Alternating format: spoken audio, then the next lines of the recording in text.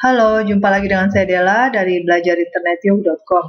Oke, sekarang kita sudah masuk ke video tutorial ketiga dari modul layout setting, yaitu cara membuat form opt-in menggunakan JotForm. Kalau Anda masih ingat, form opt-in itu adalah formulir yang kita pasang di website kita yang gunanya untuk menangkap data visitor. Nah, tampilannya seperti ini.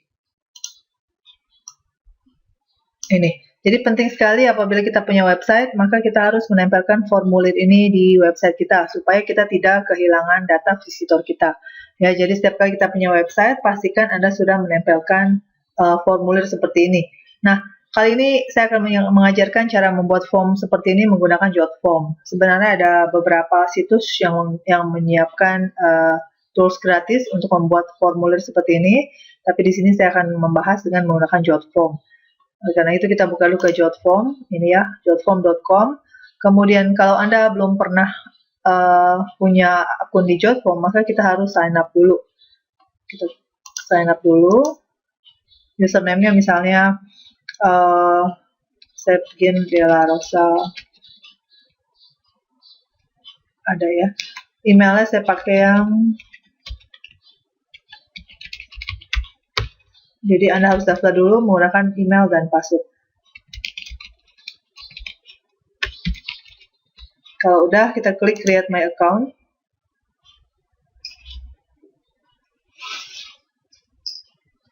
Lalu kita klik create form. Nah, di sini ada 3 template. Kita bisa menggunakan blank form, jadi form yang benar-benar dari kosong, atau menggunakan template yang sudah disiapkan oleh JotForm, atau juga bisa menggunakan import form, artinya kita sudah punya form lalu kita import dari form yang sudah pernah kita buat. Nah, di sini saya akan ajarkan mulai dari yang blank form. Jadi kita klik create di blank form.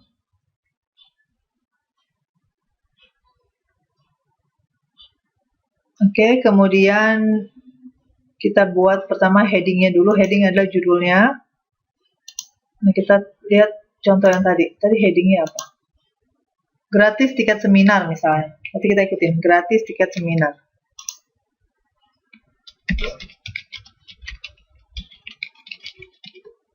Kemudian habis heading kita buat lagi subheadingnya. Subheading itu yang ini. Yang ini. Ini kita copy aja deh. Jadi yang gratis itu heading, yang ini subheading.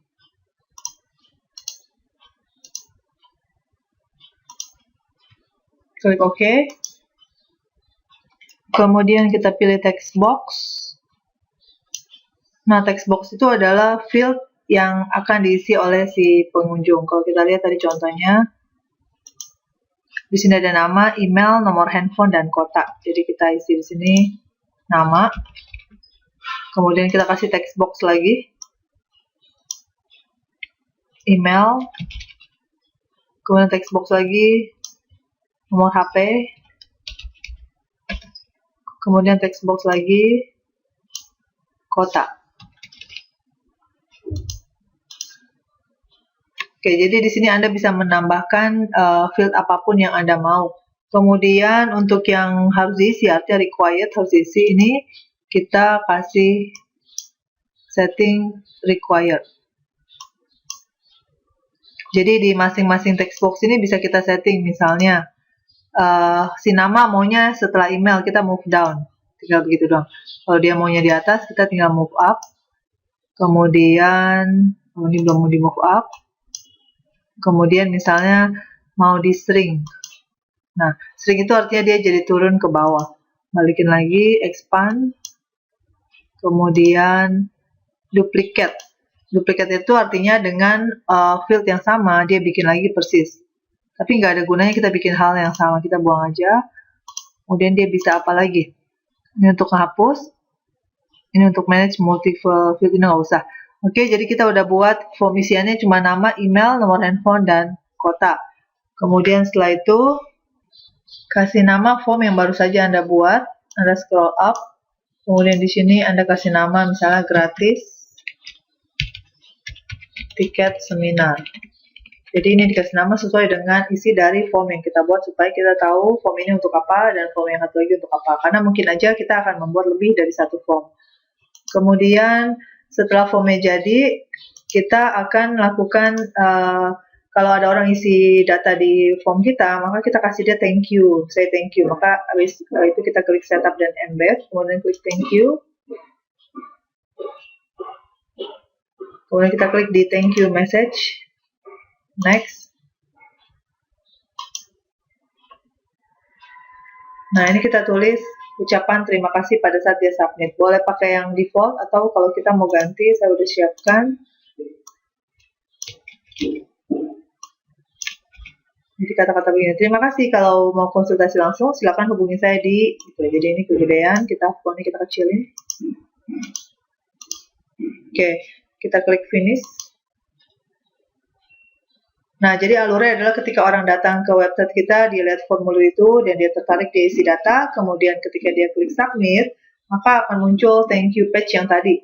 Kemudian setelah thank you page yang muncul, otomatis dia juga dapat email. Nah, gimana caranya supaya dia dapat email? Cara setupnya di sini. Masih di setup dan embed. Kita klik email alert. Kemudian kita klik add new email. Kita pilih autoresponder email. Jadi autoresponder email itu maksudnya adalah send confirmation email to the person who fills your form. Jadi ketika ada orang isi form kita kirimin dia email. Next. Ini kita kasih sender name-nya siapa, nama Anda sendiri-sendiri. Terus email Anda pakai yang mana? Nggak usah, kita pakai yang ini aja. Pakai email kita, kemudian recipient emailnya adalah email. Udah betul. Kemudian klik next. Nah, ini adalah tempat di mana kita menuliskan email yang akan kita kirimkan kepada orang yang isi data di formulir kita. Kita kasih subjeknya dulu, jadi subjek ini akan menjadi subjek email mereka, misalnya gratis.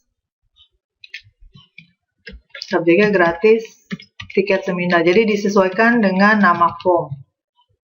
Kemudian ini bentuknya bukan teks, jadi kita harus switch to text mode. Kita buang dulu. Lalu kita tulis kata-kata di sini. Jadi saya udah punya template-nya. Ini.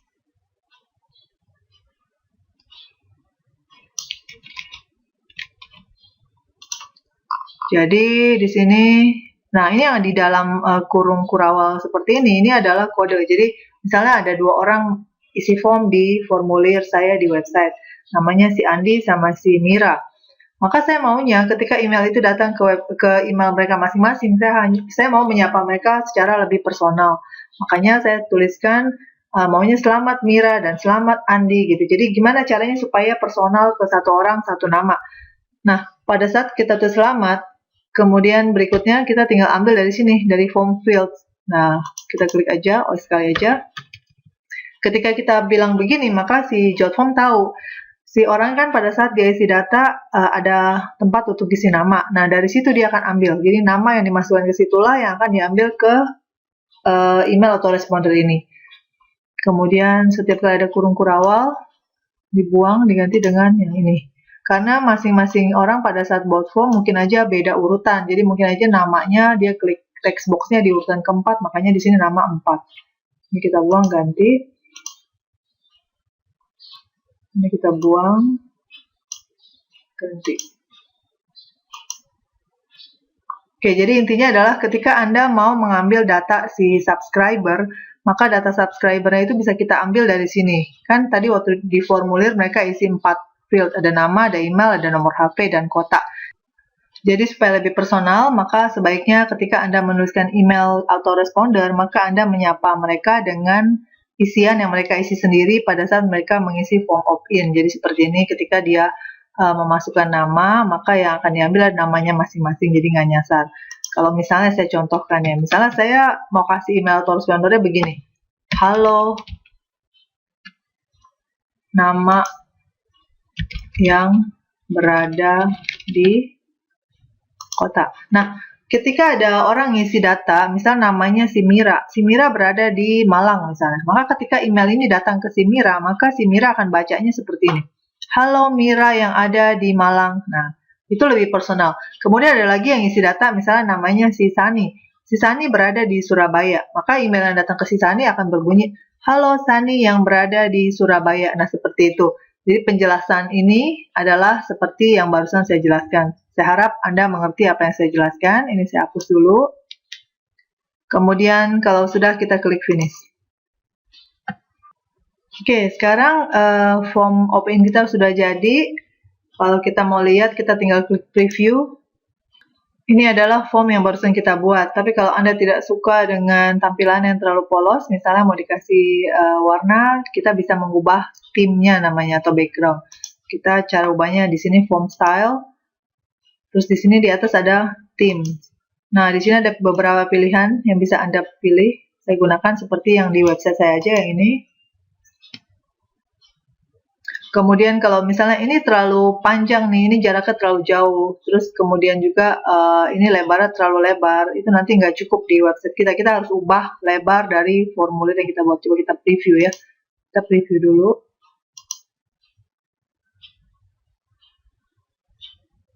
Lihat nih hasilnya, lebarnya si form dari sini sampai sini. Ini udah pasti nggak cukup di website kita. Makanya saya harus ubah lebar dari formulir tersebut. Caranya adalah masih di form style, kita klik form width. Nah, lebar dari form yang cukup untuk website kita itu cuma 250. Oke. Kemudian karena kita kecilin jadi 250, makanya dia jadi turun nih. Nama, kemudian form isinya turun. Nah, ini juga kita bisa ubah. Jadi supaya dia nggak turun kayak gini, supaya tetap caranya adalah, karena tadi jaraknya terlalu lebar antara nama dengan form isian. Itu caranya kita ke form style lagi. Kita klik di label width.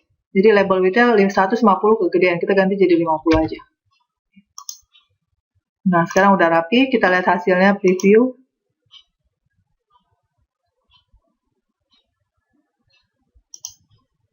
Ini adalah hasilnya. Jadi lebarnya 250, kemudian dari nama ke form isian itu cuma 50. Oke, demikianlah cara membuat form opt-in menggunakan Jotform. Nantinya kita akan mengambil source code-nya. Jadi source code-nya harus diambil, kita tempelkan ke website kita. Nanti akan saya ajarkan di video tutorial yang selanjutnya. Sampai jumpa di video tutorial berikutnya.